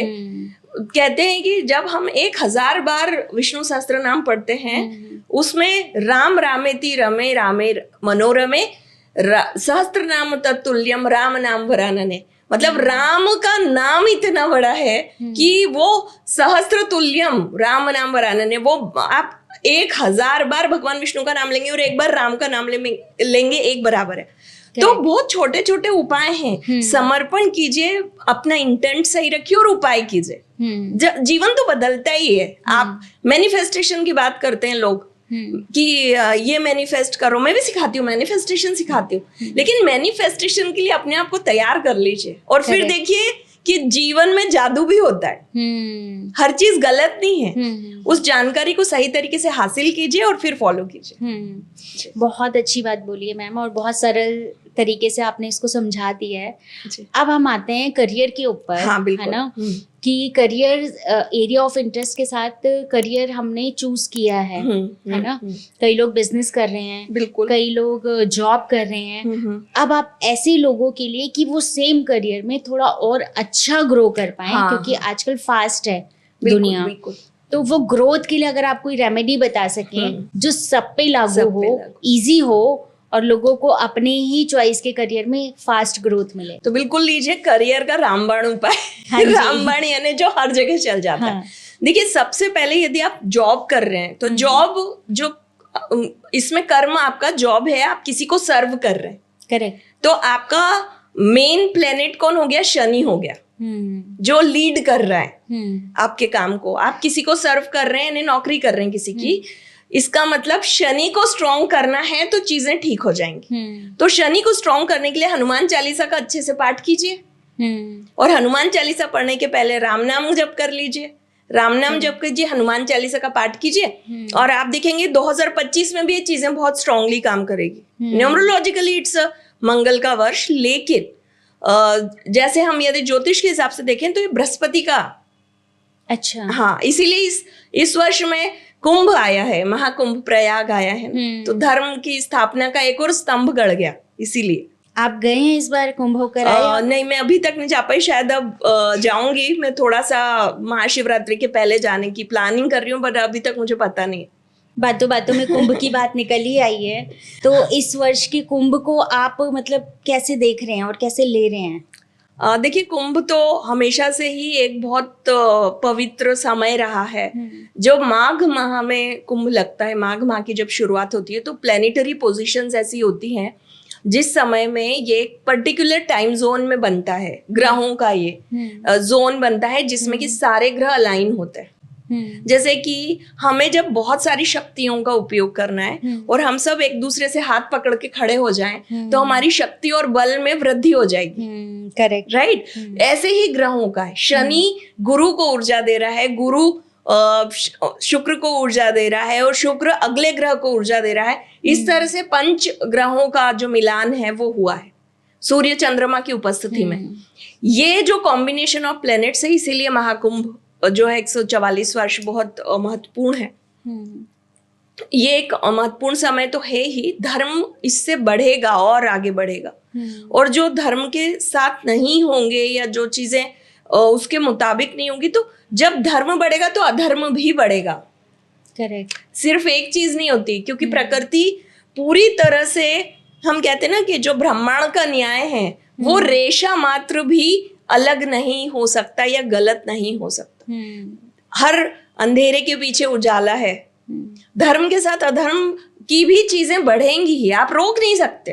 आप कम कर सकते हो, या तो आप धर्म को इतना बढ़ा लो, धार्मिक लोगों को बढ़ा लो, तो अधर्म का असर कम हो जाएगा, ऐसा है। पर इस बार का जो कुंभ है ना मैम, मतलब वो इतना मेरे को तो पर्सनली फैसिनेटिंग, हाँ, और वो नहीं होना चाहिए। कुंभ के महत्व को समझिए, क्योंकि कुंभ साधना का विषय है। कुंभ सिर्फ जाके डुबकी लगाना, नहाना और उसकी रील बनाने का विषय नहीं है। ठीक है, कुंभ में देखिए बहुत सारी चीजें हो रही हैं। सॉरी, माफ कीजिएगा, मैं एक बात कंप्लीट कर लेती हूँ। कुंभ में कई महात्मा ऐसे हैं जो अपनी कई वर्षों की साधना करते हैं और फिर यहाँ के स्नान करते हैं और उस साधना को और पवित्र कर लेते हैं और स्ट्रॉन्ग कर लेते हैं, क्योंकि प्लैनेट्स की पोजीशन है, गंगा का जल है, त्रिवेणी का जल है, तो वो और प्यूरिफाई हो जाता है पर्टिकुलर टाइम जोन में। लेकिन वहीं पे मैं देख रही हूँ कि लोग इतना रील बना रहे हैं हर चीज को। आप अपने धर्म को ही नष्ट कर रहे हो। जैसे मैंने कहा ना, जितना धर्म बढ़ेगा उतना अधर्म भी बढ़ेगा, वो पीक आएगी ना। करेक्ट। इसलिए तो एक तो वो बात हो गई। दूसरा, कुंभ को लेके बहुत ज्यादा जो सबसे ज्यादा जो असर होता है वो नागा साधुओं पे, या जो लोग बहुत लंबे समय से साधना कर रहे हैं उनको वो असर मिलता है सबसे ज्यादा। एक स्नान करने वाले को तो मिलता ही है, गंगा में तो आपके मोक्षदायिनी है, बहुत सारी चीजें हैं, तो वो फर्क पड़ता ही है। मैम, जैसे महाकुंभ की अभी हम बात कर रहे हैं, तो महाकुंभ में जैसे आजकल आईआईटी बाबा बड़े फेमस हो रखे हैं, है ना। मोनालिसा की बात करें, वो बड़ी फेमस हुई हैं। तो ये जो फेमस का क्राइटेरिया, क्या यहाँ पे भी ग्रह नक्षत्र काम कर रहे हैं? बिल्कुल, बहुत अच्छा सवाल किया आपने। एक्चुअली कई लोगों का, देखिए आप इसको समझिए, टेक्निकली समझिए, आपको बहुत आनंद आएगा कि फेमस किस चीज पे हुए हैं ये। मोबाइल पे, रील्स पे, यानी नई टेक्नोलॉजी। क्या हो गया? राहु किस बात के लिए फेमस हुए हैं? ज्ञान के लिए। भाई गुरु हैं या काफी ज्ञान है इनको, और आईआईटी पढ़ने के बाद में ये धर्म पे आध्यात्मिक हो गए, अध्यात्म और धर्म आ गया। विषय और सीक्वेंस किस चीज में फेमस हुए? It's a combination of Rahu, basically जो प्लेटफॉर्म मिला उनको, और ज्ञान, है ना। मैं ये नहीं कह रही उनके पास ज्ञान है या नहीं है, नहीं पता मुझे, लेकिन द कॉम्बिनेशन जिसमें लोग रातों रात फेमस हो जाते हैं वो राहु और गुरु का कॉम्बिनेशन है इनके केस में। ऐसे ही जब मोनालिसा की बात हम कर रहे हैं तो उसकी सुंदरता को लेके बड़ा बहुत ज्यादा कि आंखें बहुत सुंदर है, ये है और सारी चीजें, but she is not in the criteria of गुरु, ज्ञान और समथिंग। तो क्या होगा? इसमें राहु है जुड़े हुए शुक्र के साथ। ठीक है, तो राहु जहां भी अपने आप को इन्वॉल्व करते हैं, आपको रातों रात, मतलब वो एक पीक टाइम बना देते हैं आपका।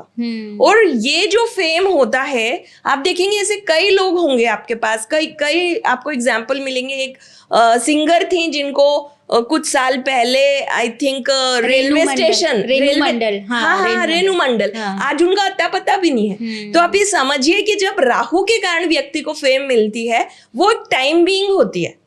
यदि आपके पास उसमें शनि का कॉम्बिनेशन या स्थायित्व नहीं है, एक्चुअली आपको ज्ञान नहीं है, एक्चुअली आप वो एग्जिस्ट नहीं करते उसमें जो आप बोल रहे हैं, तो वो टाइम बीइंग होगा, फिर चला जाएगा।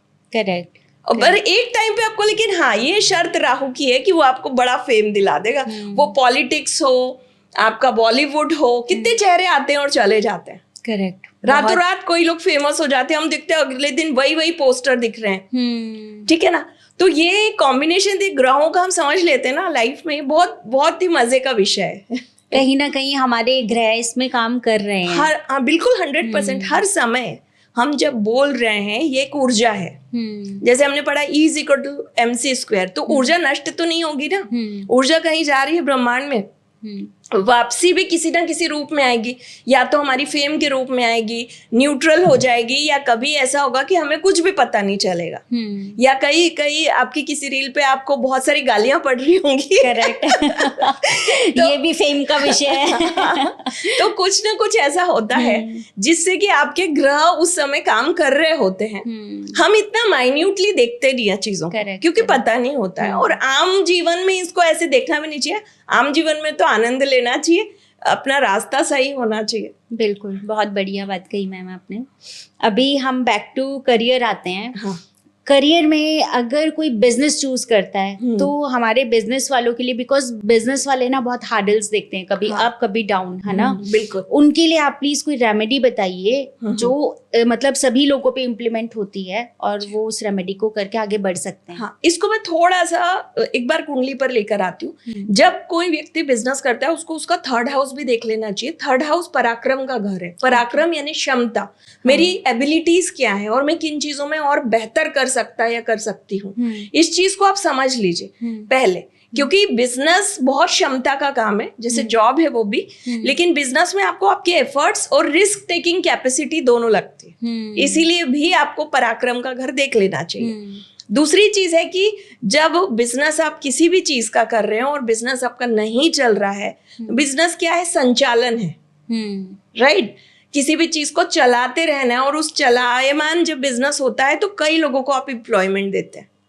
भगवान विष्णु की आराधना कीजिए जिनके बिजनेस नहीं चल रहे हैं, जिनके बिजनेस में बहुत परेशानी हो रही है, क्योंकि इस ब्रह्मांड को संचालित करने का काम भगवान विष्णु कर रहे हैं। आप अपने छोटे से बिजनेस को लेकर उनसे प्रार्थना कर सकते हैं, श्री हरि का नाम लीजिए, वंदे विष्णु चैंट कीजिए, जो आजकल स्विच वर्ड चल रहा है, लेकिन ये वैदिक स्विच वर्ड है, वंदे विष्णु। आप भगवान श्री हरि की समुद्र में बैठे हुए, लेटे हुए शेष सैया पर माँ लक्ष्मी उनके पैर दबा रही है, ये एक पिक्चर पश्चिम दिशा में अपने बिजनेस के स्थान पे लगाइए, और फिर देखिए कि कितने अच्छे परिणाम आपको मिलते हैं। क्योंकि जो पश्चिम डायरेक्शन है वो मैनिफेस्टेशन की, आप जो विचार करेंगे, जिस तरह का वहां पे ऊर्जा देंगे, वो लौट के आएगी। ठीक है, वो पूर्व के 180 पे। तो आप जो एनर्जी दे रहे हैं वही आ रही है। तो आप क्या दे रहे हैं, आनंद में है माँ लक्ष्मी और भगवान विष्णु, संचालन बहुत आनंद में हो रहा है, और माँ लक्ष्मी की कृपा आप पे बनी हुई है। तो आई होप हमारे जितने व्यूअर्स बिजनेसमैन है या बिजनेस वुमेन है, उनको थोड़ा सा ये सोल्यूशन मिला होगा। तो प्लीज़ आप अपनी लाइफ में से ज़रूर करिए। अब हम आ जाते हैं मैम रिलेशनशिप के ऊपर। सबसे बड़ा सब्जेक्ट है ये आज के टाइम पे। तो रिलेशनशिप को हम पहले तो कैसे चूज करें अपने लिए, एक लाइफ पार्टनर अगर हमें चूज करना है तो वो कैसे चूज करें, और क्या हमें, मतलब ये भी एक एस्ट्रोलॉजी का सब्जेक्ट है? हाँ बिल्कुल, देखिए रिलेशनशिप में 2-3 चीजें बहुत इम्पोर्टेंट होती हैं। पहला तो जो डे टू डे लाइफ का घर है, या एक्सटर्नल अफेयर्स का घर है, या लोगों को पसंद करने और करवाने का घर है, वो 5th हाउस ही है। ठीक है, आप कैसे डे टू डे लाइफ में एक्ट कर रहे हैं, तो वैसे ही लोग आपको रिएक्ट करके देखते हैं कि भाई बहुत सुंदर हैं, बात बहुत धीमी से करती हैं, बहुत पोलाइट हैं, सबकी मदद करती हैं, ये एक आपने छवि बना ली, यही आपके आकर्षण का केंद्र बनेगा। ठीक है, लेकिन जब हम विवाह की बात करते हैं तो वहां पे कुंडली का 7वां घर काउंट किया जाता है, 7th हाउस। क्योंकि जो लग्न है वो व्यक्ति स्वयं है, खुद है। और 7वां घर जो उसके बिल्कुल सामने है वो उसका पार्टनर है। तो कोई भी इमोशनल पार्टनरशिप या आपकी प्रोफेशनल पार्टनरशिप 7th हाउस से देखी जाती है। तो आप हमेशा 2 चीजों को काउंट कीजिए। पहली चीज तो कि आपके विचार किसी व्यक्ति के साथ मिलते हैं।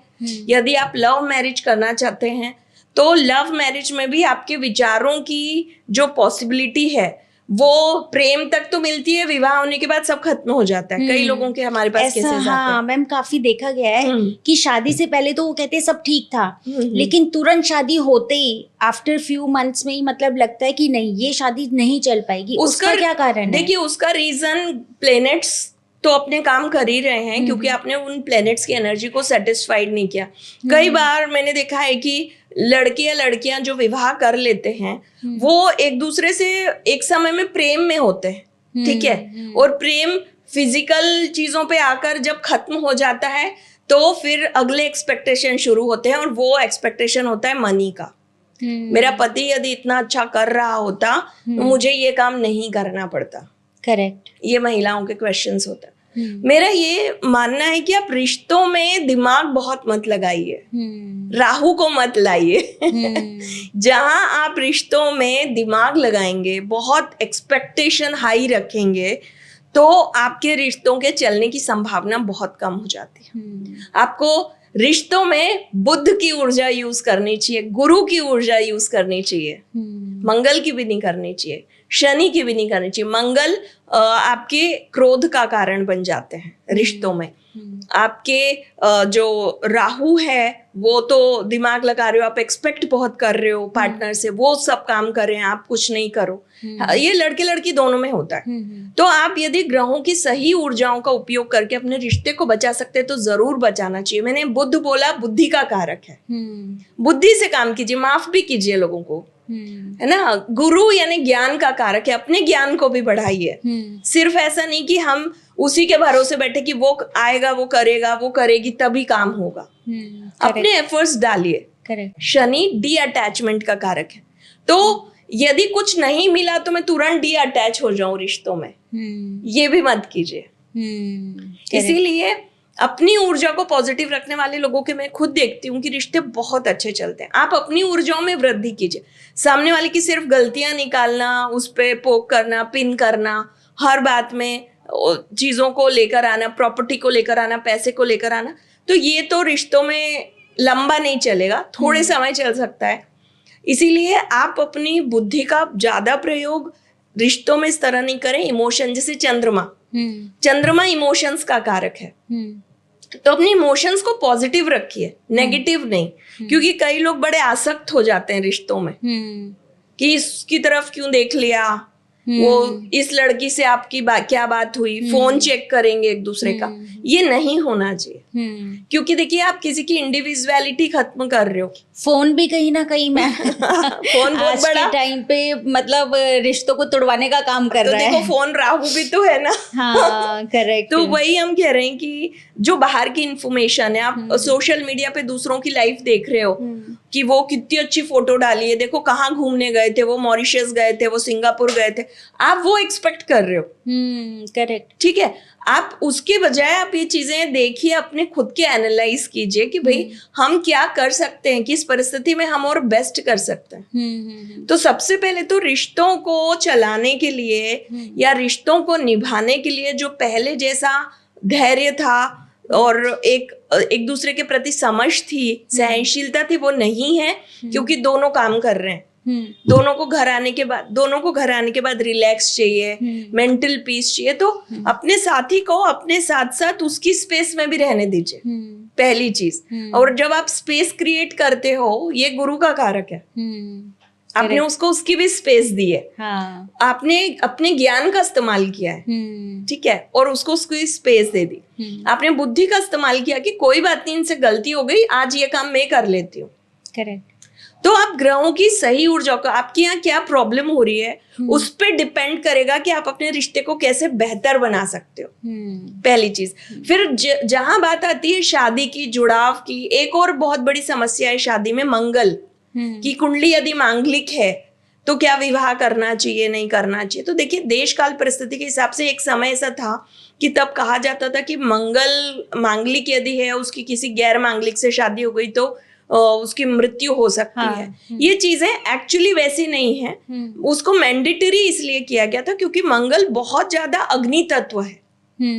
आप इसका एग्जाम्पल इसी से समझ जाइए कि 2025 शुरू हुआ और आपको अग्नि की कितनी खबरें मिली है, यूएस की युद्ध की खबरें। अब धीरे धीरे कम हो रहा है मार्च के बाद से, ठीक है, लेकिन ये फिर से एक बार फिर अप्रैल के बाद फिर चीजें बढ़ेंगी 25 में।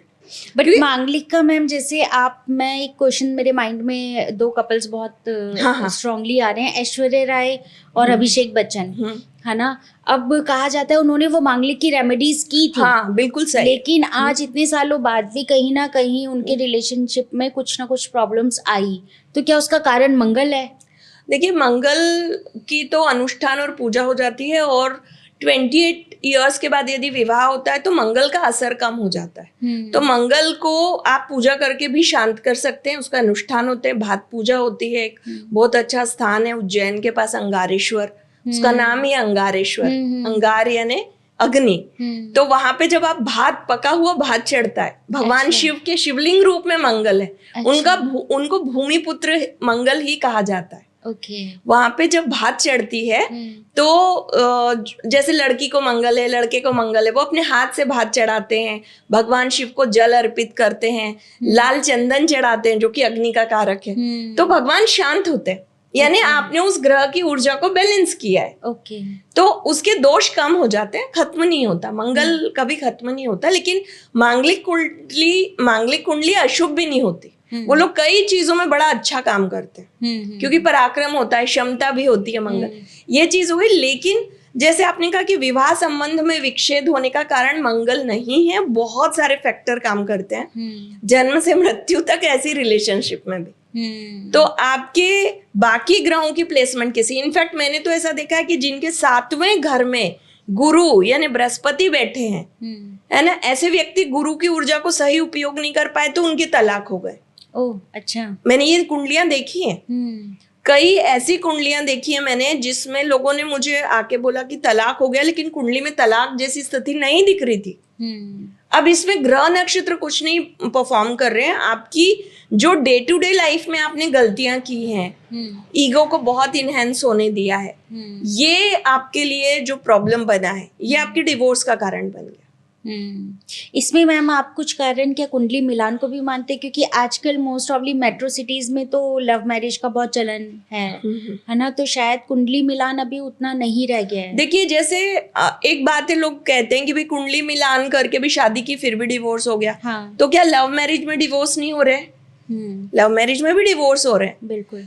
मैं यहाँ पे बोलूंगी इंडिविजुअल कुंडली जब देखते हैं हम, तो हम ये चीज, कई लोग पूछते हैं कि हमारी लव मैरिज होगी या हमारी अरेंज मैरिज होगी। तो शुक्र जो है, जो कि आकर्षण का कारक है, प्रेम का कारक है, जो ग्रह, इसकी कुछ प्लेसमेंट होती है कुंडली में। यदि एक एग्जाम्पल दे रही हूँ, कई कुंडलियां देखी है मैंने, ऐसे व्यक्ति का जिसका शुक्र 8वें घर में बैठा होगा, उसको प्रेम होगा ही होगा, आप कितना भी रोक लो। ओह अच्छा। शादी के पहले होगा, और यदि प्रेम विवाह कर लिया तो वो विवाह भी टूटेगा, या तो शादी के पहले एक बहुत स्ट्रॉन्ग प्रेम होगा, एक अच्छा लव कनेक्शन किसी से बनेगा और वो बिल्कुल टूट जाएगा, उसके बाद किसी व्यक्ति से शादी होगी, लड़का हो या लड़की हो। अच्छा। इस शुक्र की पोजीशन आपकी लव मैरिज में बहुत ज्यादा इंपॉर्टेंट है। तो मैं तो ऐसे लोगों को कहती कि शुक्र 8वें में बैठा है, भाई माता पिता के से ही कहो कि आपके लिए जीवन साथी देखे, क्योंकि आप जो चयन करोगे वो बहुत ज्यादा आपको दर्द देने वाला है, दिल तोड़ने वाला होगा बहुत।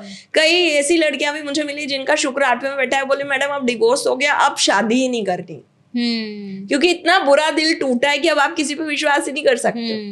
तो शुक्र की प्लेसमेंट जरूर देखनी चाहिए। कोई भी ज्योतिष देख रहे हैं, अपनी कुंडली आप दिखवा रहे हो, आप लव मैरिज करने जा रहे हो, अपने वीनस कहाँ बैठे हैं, आप उनको कैसे सही एनर्जाइज कर सकते हो अपने आकर्षण के लिए, अपने प्रेम के लिए, अपने संबंधों के लिए, वो जरूर देखिए।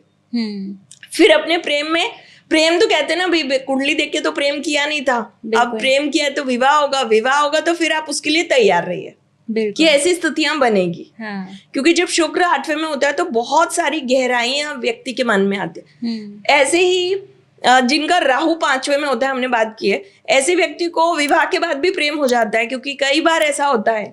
100% केस में एक जैसा नहीं होगा, क्योंकि मैंने कहा कि n number of factors are working together.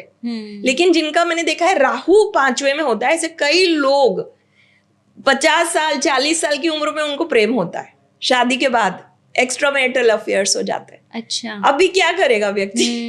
अब मैं इसी क्वेश्चन पे आने वाली थी कि ये सम टाइम ऐसा भी होता है, मिड एज क्राइसिस आ जाते हैं। हाँ, मिड एज क्राइसिस, है ना, कि मिड एज में पहुंच चुके हो और उस टाइम पे फिर आपके साथ कुछ ऐसा हो रहा है, तो उसमें भी कहीं ना कहीं कुंडली अपना काम करती है। कुंडली ग्रह काम करते हैं। हाँ, ग्रह अपने काम। देखिए जैसे मैंने कहा ना, शुक्र की स्थिति, शुक्र को यदि हमने सही यूटिलाइज किया, शुक्र क्या है? देवी है। वीनस शुक्राचार्य से आप समझिए, शुक्राचार्य जैसे जो बृहस्पति है वो देवताओं के गुरु हैं, ऐसे दानवों के गुरु हैं शुक्राचार्य। उन्होंने भगवान शिव की इतनी साधना की कि भगवान शिव ने प्रसन्न होकर उन्हें मृत्युंजय का वर दिया। मतलब वो किसी भी व्यक्ति, मरे हुए व्यक्ति को जिंदा कर सकते, जो कि ब्रह्मांड की ऊर्जा के भी खिलाफ हो गया एक तरह से। और जब ये देवासुर संग्राम में बार बार हुआ कि उन्होंने दानवों को जीवित किया, तो देव पहुंचे भगवान शिव के पास कि आप इनका कुछ कीजिए, नहीं तो कैसे करेंगे, क्योंकि ये तो दानवों को जीवित कर रहे हैं और देव मर रहे हैं। भगवान शिव ने कहा कि वरदान तो वापस नहीं ले सकता, लेकिन और उनको मार भी नहीं सकता, क्योंकि उन्हीं के पास संजीवनी विद्या है, मृत्युंजय संजीवनी विद्या मिली थी उनको। फिर एक देवी के गर्भ में आरोपित किया शुक्राचार्य को। ओके। फिर जब कुछ हजारों वर्ष बीत गए, तब देवी ने, इसीलिए वो देवी से ज्यादा प्रभावित है शुक्र। उनकी पूरी जो मतलब कहना चाहिए कि किसी व्यक्ति की वेशभूषा देखते हैं हम, तो देवी ने उनको दोबारा फिर जन्म दिया है। इसीलिए जो भी शुक्र की आकर्षण है, शुक्र का प्रेम है, शुक्र संबंधों का कारक है, आपकी प्योरिटी का कारक है, आपके अध्यात्म का भी कारक है। जिसका शुक्र खराब होगा, ऐसा व्यक्ति जीवन भर सिर्फ रिश्तों में उलझा रहेगा, वो कभी आध्यात्मिक नहीं हो सकता। इसलिए शुक्र बहुत सारी चीजों का कारक है। तो वहां से आप देखें कि शुक्र की ऊर्जा को कैसे ठीक करेंगे। यदि ऐसा हो रहा है कि आपको बार बार किसी की तरफ आकर्षण हो रहा है, पर आप चाह भी नहीं रहे हो, गिल्ट आ रही है क्योंकि पत्नी भी घर में है, देवी उपासना कीजिए, देवी को माँ के स्वरूप में उपासना करना शुरू कीजिए। अच्छा, तो माँ की जो शक्ति होगी वो आपको बहुत सारी चीजों से बचा ले जाएगी। आपके जो गलत आकर्षण है, आकर्षण गलत या सही नहीं होता, जो जहाँ पे होना चाहिए, या आपकी खुद की प्रवृत्ति में बदलाव आ जाएंगे। कि आप किसी को देखेंगे तो आप एक देवी के भाव में देखेंगे, माँ के भाव में देखेंगे, बहन के भाव में देखेंगे स्त्री को। तो ये ग्रहों की ऊर्जाओं का उपयोग है। यदि आपको सही जानकारी है और आपने ग्रहों की सही ऊर्जा कर दी, वैसा व्यवहार कर लिया, वैसे उपाय कर लिए, तो आपका जीवन बहुत जल्दी बदलता है। बहुत बढ़िया, मतलब ये आपने बहुत एक सरलता से जवाब दे दिया है। हाँ, आई होप सबको मतलब अपना जवाब मिल गया होगा। और मैम, हमने मतलब पूरा जीवन काल ही इस पॉडकास्ट में लगभग डिस्कस कर लिया है, जन्म से लेकर मिड एज तक, बुढ़ापे तक। मतलब ये समझ आता है कि एस्ट्रोलॉजी, हमारे ग्रह नक्षत्र है ना, ये सब हमारे ऊपर वर्क करते हैं, है ना।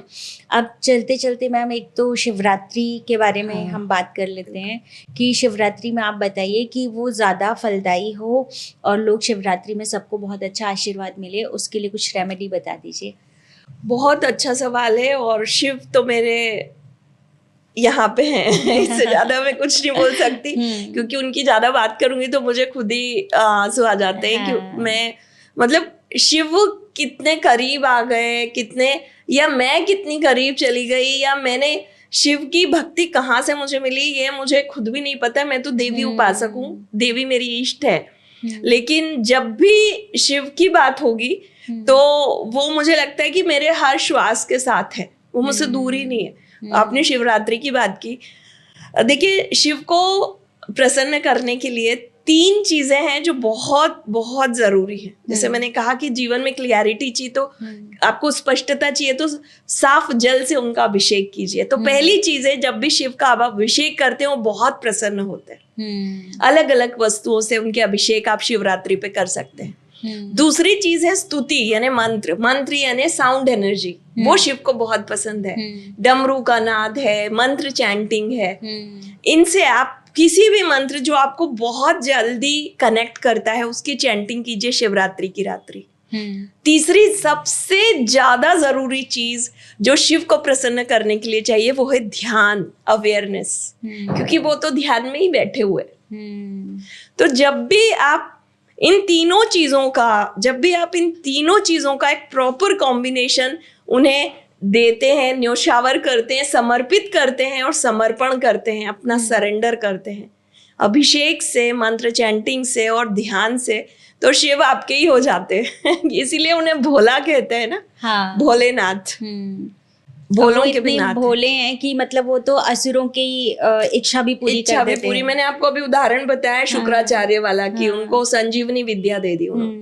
तो इसी तरह से शिवरात्रि के यदि कुछ उपायों की बात करें तो सबसे पहले दूध, जल, दही, पंचामृत बना के और शुद्ध जल से भगवान शिव को अर्पित कीजिए। उनको बेलपत्र अर्पित कीजिए। आपकी यदि मनोकामना ऐसी है जो आपके व्यवसाय से जुड़ी हुई है तो बेलपत्र पर चंदन और केसर का तिलक लगाइए, उस पर राम नाम लिखिए और फिर भगवान शिव को अर्पित कीजिए, क्योंकि भगवान शिव के इष्ट राम हैं।